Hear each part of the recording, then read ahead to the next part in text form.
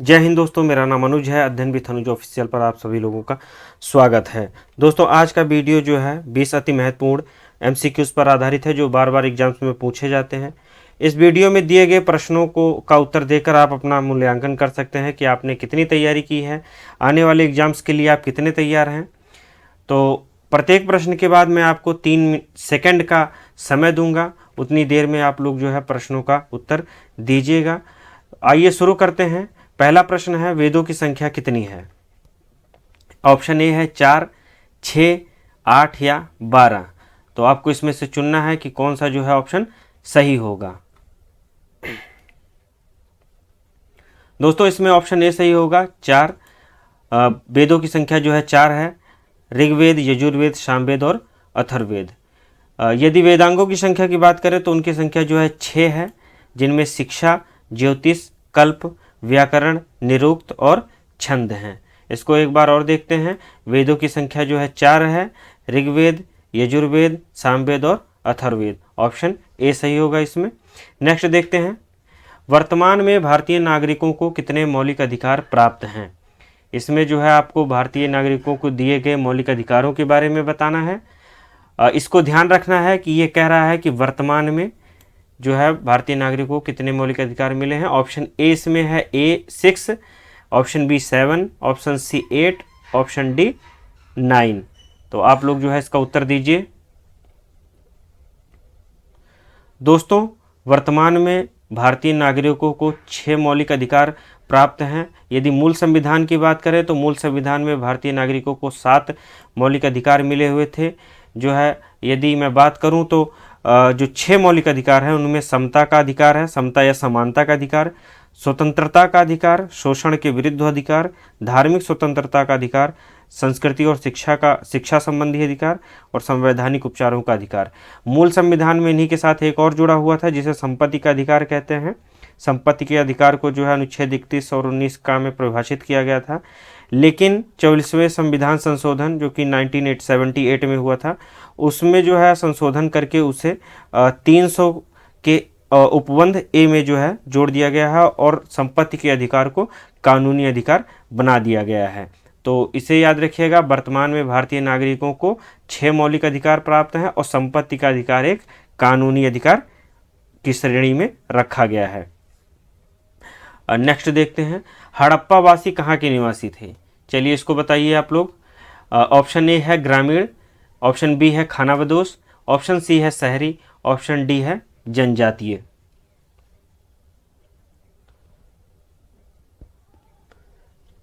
इसमें दोस्तों option C होगा शहरी। हड़प्पा वासी जो है नगरीय सभ्यता के निवासी से नगर के निवासी थे। ये जो है नगरीय सभ्यता कहलाती है। प्रश्न 4 है, मौलिक अधिकार संविधान के किस भाग में वर्णित हैं? इसको बताइए कि मौलिक अधिकारों का जो है वर्णन किस भाग में संविधान में किया गया है। ऑप्शन ए भाग 2, भाग 3, भाग 4 या भाग 5। जल्दी बताइए दोस्तों। मौलिक अधिकारों का वर्णन जो है भाग 3 में किया गया है। भाग 3 में जो है भारतीय संविधान के भाग 3 में मौलिक अधिकार वर्णित हैं। भाग 1 में जो है संघ एवं उसका राज्य क्षेत्र है। उसके बाद में आता है भाग 2। भाग 2 में नागरिकता से संबंधित जो है प्रावधान किया गया है। और जो है भाग 4 में नीति निर्देशक तत्वों का जो है प्रावधान है। और भाग 4 के का में जो है मूल कर्तव्यों के बारे में बताया गया है। तो इसे ध्यान रखिएगा, जो मूल अधिकार हैं वो भाग 3 में है और भाग 4 के जो क है उसमें जो है मूल कर्तव्य हैं। तो इसमें ऑप्शन सी सही, बी सही होगा। भाग 3 में मौलिक अधिकारों का वर्णन है। नेक्स्ट क्वेश्चन है, भारत के संपरीक्षा एवं लेखा प्रणालियों का प्रधान कौन होता है?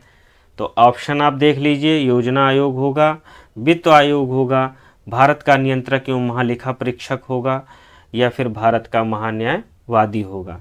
दोस्तों, आप तो जो है यहाँ पर इमेज से देख रहे हैं, तो जो भारत के संपरीक्षा एवं लेखा प्रणालियों के जो है प्रधान होते हैं, जो सरकार के आय व्यय का लेखा जोखा रखते हैं, तो वो जो है होते हैं भारत के नियंत्रक एवं महालेखा परीक्षक।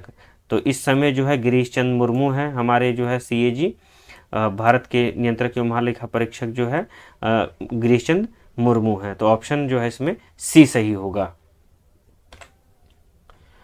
विश्व का सबसे ऊंचा जलप्रपात है, चलिए बताइए इसमें कौन सा ऑप्शन सही होगा। ऑप्शन ए है बोयोमा, ऑप्शन बी है स्टैनली दोस्तों यहाँ होना चाहिए था, ऑप्शन सी है एंजिल, या जो है ऑप्शन डी नियाग्रा। जल्दी से बताइए कि ऑप्शन कौन सा सही होगा इसमें।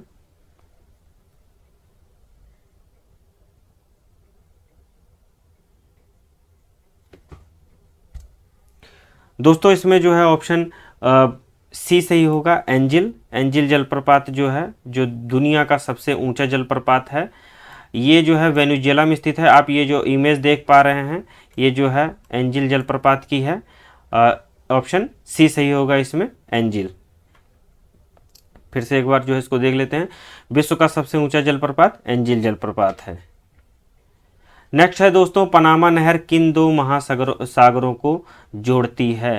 तो ऑप्शन है भूमध्य सागर एवं लाल सागर, ऑप्शन बी है प्रशांत महासागर एवं अटलांटिक महासागर, ऑप्शन सी है अरब सागर एवं हिंद महासागर, ऑप्शन डी है आपका भूमध्य सागर एवं अटलांटिक सागर। तो आप जो है इसमें ऑप्शन चुन करके सही उत्तर दीजिए। बताइए कि कौन सा उत्तर जो है सही होगा। पनामा नहर किन दो महासागरों को जोड़ती है। दोस्तों यहाँ महासागर होना था, महानगरों लिख उठा है, माफ़ कीजिएगा। आप जो है प्रश्न जो है समझ ही गए होंगे, आप इसका उत्तर दीजिए। दोस्तों इसमें जो है उत्तर होगा जो है ऑप्शन बी सही होगा, प्रशांत महासागर और अटलांटिक महासागर। ये जो है आपकी यहाँ सिचुएटेड है, आपकी पनामा नहर, जो आपके अटलांटिक ओशियन को पैसिफिक ओशियन से जोड़ती है, अर्थात प्रशांत महासागर को अटलांटिक महासागर के साथ जोड़ती है आपकी जो है पनामा नहर। नॉर्थ अमेरिका और साउथ अमेरिका के जो है मध्य स्थित है। तो ऑप्शन इसमें बी सही होगा। फिर से एक बार समझ लीजिए, पनामा नहर प्रशांत महासागर एवं अटलांटिक महासागर को जोड़ती है।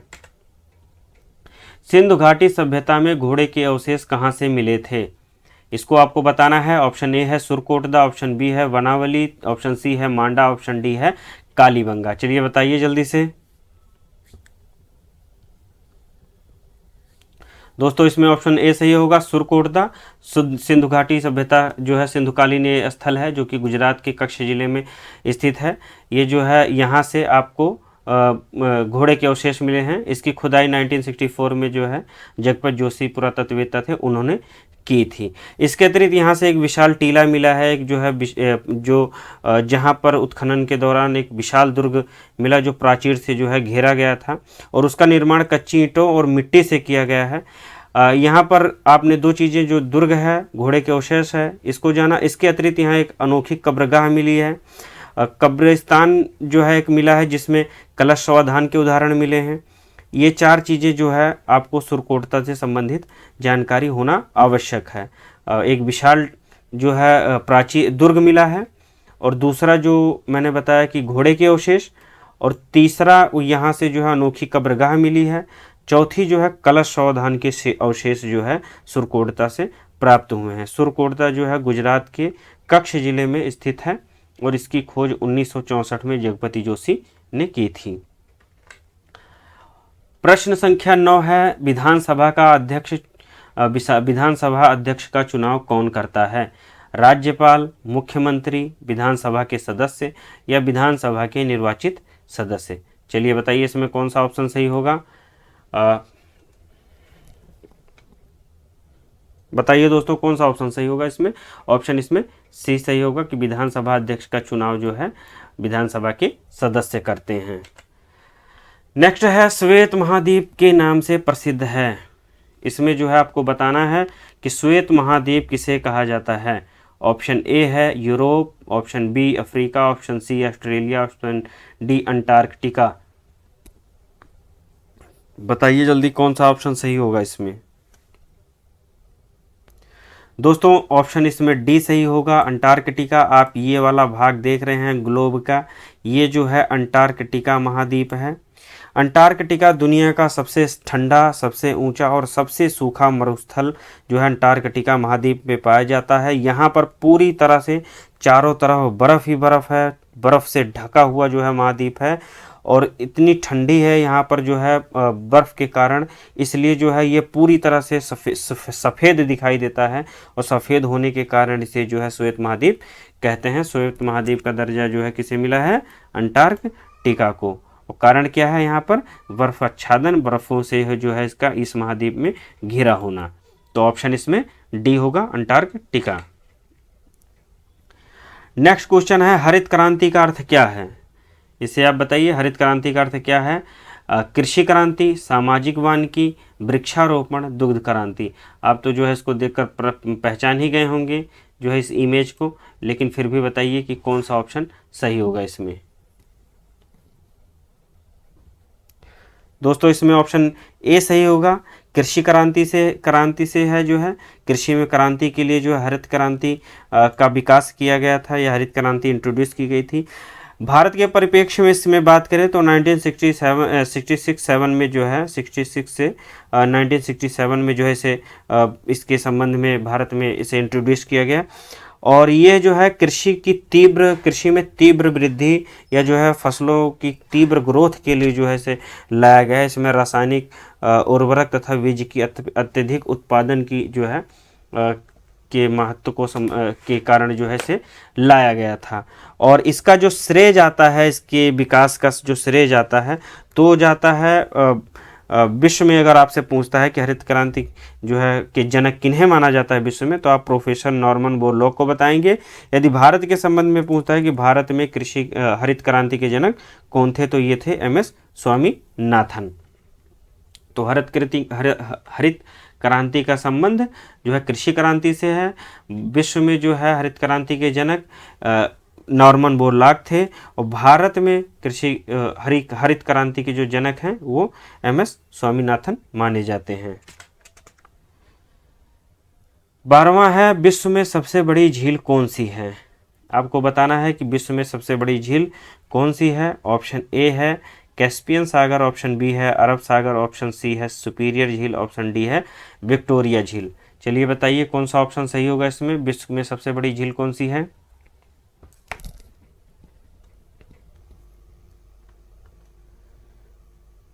दोस्तों इसमें ऑप्शन जो है ए सही होगा। जो है विश्व की सबसे बड़ी झील जो है कैस्पियन सागर है। इसे जो है विश्व के खारे पानी की भी सबसे बड़ी झील कहा जाता है। विश्व की सबसे बड़ी खारे पानी की झील कैस्पियन सागर है, या विश्व की सबसे बड़ी झील कैस्पियन सागर है। झीलों से संबंधित कुछ जो है समझ लेते हैं हम लोग। विश्व की जो सबसे बड़ी मीठे पानी की झील है वह है सुपीरियर झील। यदि प्रश्न पूछता है आपसे कि विश्व में सबसे बड़ी मीठे पानी की झील कौन सी है, तो वो होगी सुपीरियर झील। और खारे पानी की कैस्पियन सागर, या फिर विश्व में सबसे बड़ी झील तो कैस्पियन सागर। उसके बाद पूछता है कि विश्व में सबसे गहरी झील कौन सी है, सबसे सर्वाधिक जो है गहरी झील कौन सी है, तो वो है वैकाल झील। वैकाल झील जो है विश्व में सबसे गहरी है। इसके अतिरिक्त विश्व में सर्वाधिक लवणता वाली जो है झील कौन सी है, तो वह है वोन झील। वोन झील जो है विश्व में सबसे जो है लवण युक्त झील है। इसके बाद में समुद्र तल से जो सबसे नीचे की जो झील है वो है मृत सागर, इसको भी याद रखिएगा। विश्व में सर्वाधिक जो है ऊंचाई पर स्थित जो नौकायन झील है वो कौन सी है, या विश्व में सर्वाधिक ऊंचाई पर स्थित झील कौन सी है, तो वो है टिटकाका झील। तो दोस्तों ये जो है झीलों से संबंधित कुछ प्रश्न मैंने बताया आपको, जो एग्जाम्स में बार बार पूछे जाते हैं। तो इसको पॉज करके बैक करके एक बार फिर से सुन लीजिएगा। आते हैं अगले प्रश्न पर। इसमें जो है 12वें में ऑप्शन ए सही होगा, कैस्पियन सागर। विश्व में सबसे बड़ी झील कौन सी है? कैस्पियन सागर है। 13वां क्वेश्चन है। 13वां जो है क्वेश्चन है कार्य का मात्रक है। चलिए आप लोग बताइए कि कार्य का मात्रक क्या है। जूल है, न्यूटन है, वाट है, या डाइन है। आपको इसमें बताना है। आपके पास 3 सेकंड का समय है। 3 सेकंड में आप बताइए कि कार्य का मात्रक क्या है। तो दोस्तों कार्य का मात्रक जो है जूल होता है। ऑप्शन इसमें जो है ए सही होगा, कार्य का मात्रक जूल होगा। कार्य एक अदिश राशि होती है और एग्जाम्स में पूछता है कि ऊर्जा का मात्रक क्या है, तो ऊर्जा का मात्रक भी जो है जूल ही होता है, इसे ध्यान रखिएगा। जो है कार्य का मात्रक जूल और ऊर्जा का मात्रक जूल। ऊर्जा कार्य दोनों ही अदिश राशियां हैं। अदिश राशियां वह भौतिक राशियां होती हैं जिनमें केवल परिमाण होता है, दिशा नहीं होती है, उसे हम अदिश राशियां कहते हैं।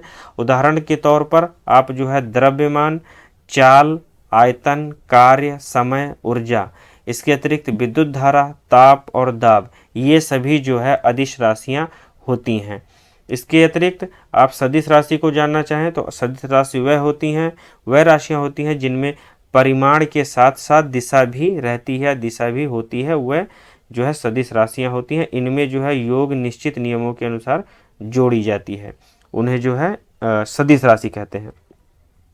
अब इसमें जो है उदाहरण के लिए आप वेग, विस्थापन, बल, त्वरण आदि को जो है शामिल कर सकते हैं। इसको जो है पॉज कर करके एक बार बैक करके देख लीजिएगा सदिश और अदिश के उदाहरण क्या हैं। ये जो है ग्रुप डी में पूछा जाता है।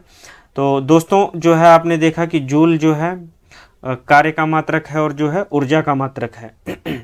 इसके बाद जो है न्यूटन आता है। न्यूटन जो है आपका बल का मात्रक होता है। ये जो है एसआई पद्धति में बल का मात्रक होता है न्यूटन। और यदि डाइन की बात करें तो डाइन जो है बल का CGS मात्रक होता है, इसे याद रखिएगा, ये मोस्ट इंपॉर्टेंट है। ये दोनों ही बल के मात्रक हैं। बल का जो है SI मात्रक न्यूटन, बल का जो है CGS मात्रक डाइन होता है।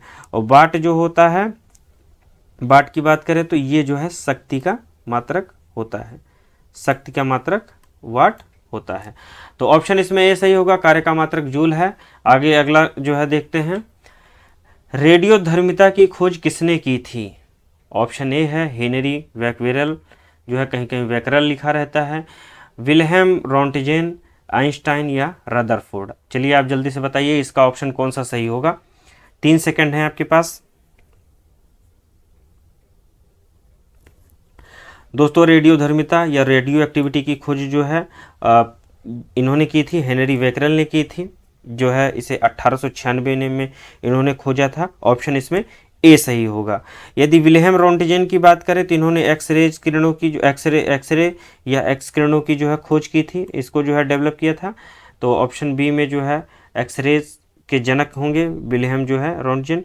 और थर्ड जो है आइंस्टाइन ने जो है द थ्योरी ऑफ रिलेटिविटी या सापेक्षता का सिद्धांत जो है प्रतिपादित किया था। इसके अतिरिक्त ये जो है प्रकाश विद्युत प्रभाव के समीकरण के लिए जाने जाते हैं, 2 चीज़ों के लिए, इसे याद रखिएगा। रदरफोर्ड ने परमाणु सिद्धांत प्रतिपादित किया था, इसको आप जानते हैं, इन्होंने नाभिकीय परमाणु मॉडल जो है प्रस्तुत किया था, जो है या फिर नाभिक का जो नाम दिया गया है नाभिक को परमाणु संरचना में, तो उसे जो है इन्होंने दिया था। तो इसका जो है ऑप्शन ए सही होगा, हेनरी बैक्वेरेल, याद रखिएगा, इन्होंने 1896 में रेडियो एक्टिविटी की खोज की थी। नेक्स्ट है परमाणु बम का विकास किसने किया था? चलिए इसको बताइए, परमाणु बम का विकास जो है किसने किया था? ऑप्शन ए है वर्न वॉन ब्राउन ने, ऑप्शन बी जे रॉबर्ट ओपेनहीमर ने, ऑप्शन सी एडवर्ड टेलर ने, ऑप्शन डी सैमुअल कोहेन ने। चलिए बताइए आप लोग, 3 सेकंड का समय आपके पास है, जल्दी से बताइए। दोस्तों जो है आपका समय खत्म हुआ। इसका जो है ऑप्शन बी सही होगा, जे रॉबर्ट ओपेनहीमर ने, इन्होंने जो है परमाणु बम का विकास किया था, और रॉबर्ट ओपेनहीमर ने। ऑप्शन बी सही होगा इसमें। एडवर्ड टेलर जो है ये हाइड्रोजन बम के विकास के लिए जाने जाते हैं। इन्होंने 1952 में जो है हाइड्रोजन बम का जो है विकास किया था। अगर मैं परमाणु बम और हाइड्रोजन बम के जो है अभिक्रिया पर जो है बात करूं, तो परमाणु बम जो है नाभिकीय विखंडन की अभिक्रिया पर आधारित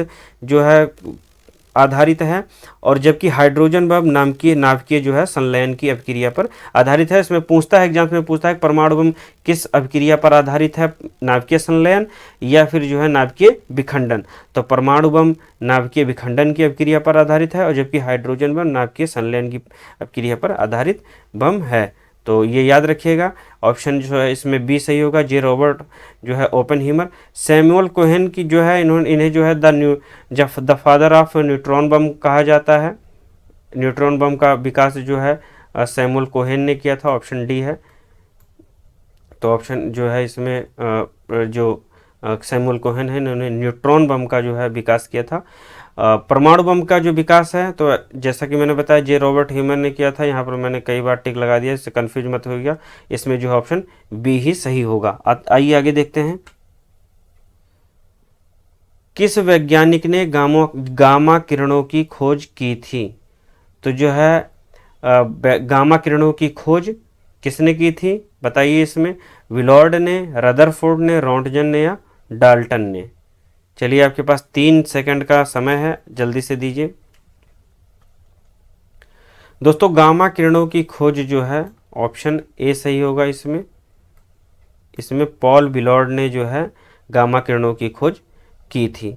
जैसा कि मैंने अभी पिछले वीडियो में बताया था, एक्सरेज की खोज किसने की थी? रोंटगन ने की थी। और उसके बाद में जो रदरफोर्ड हैं, इन्होंने मैंने बताया कि आपको परमाणु मॉडल जो है, परमाणु सिद्धांत मॉडल जो है प्रतिपादित किया था इन्होंने। क्या क्या होता है कि ये सोने की पन्नी से जो है परमाणु की नाभिक की खोज करते हैं, और इसके लिए जो है ये प्रसिद्ध हुए थे, और इन्हें 1908 में नोबेल पुरस्कार भी मिला था रदरफोर्ड को। जॉन डाल्टन ने परमाणु सिद्धांत जो है प्रतिपादित किया था, इसको याद रखिएगा। नेक्स्ट क्वेश्चन देखते हैं दोस्तों। नेक्स्ट है, मनुष्य में कुल कितनी हड्डियां होती हैं? आपको इसका उत्तर बताना है कि मनुष्य में कुल कितनी हड्डियां होती हैं।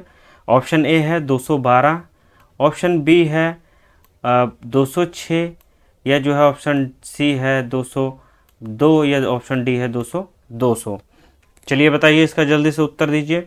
3 सेकंड है आपके पास। 1 2 3। दोस्तों इसमें ऑप्शन बी सही होगा, 206। मनुष्य में जो है 206 हड्डियां होती हैं। अगला प्रश्न देखते हैं।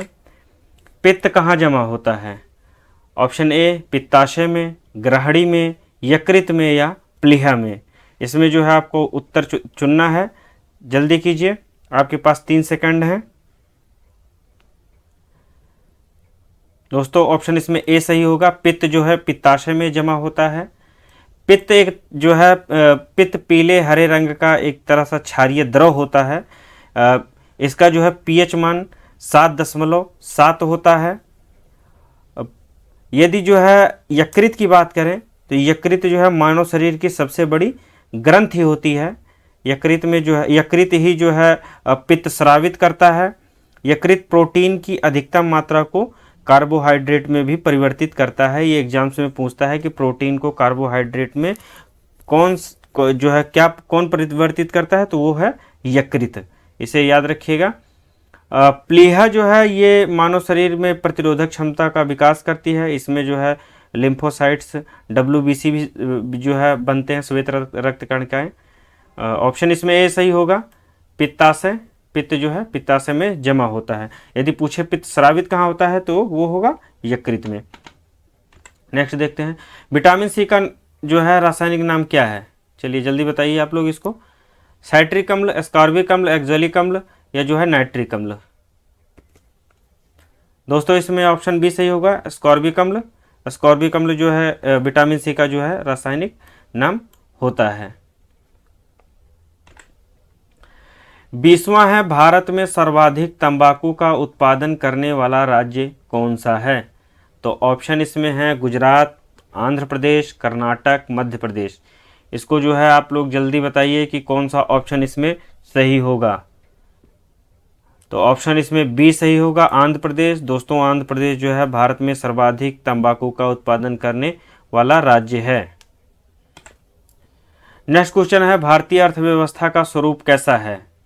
ये तो बहुत ही आसान है, आप लोग जानते हैं। चलिए बताइए इसको। ऑप्शन ए है पूंजीवादी, ऑप्शन बी है साम्यवादी, ऑप्शन सी स्वतंत्र या ऑप्शन डी मिश्रित।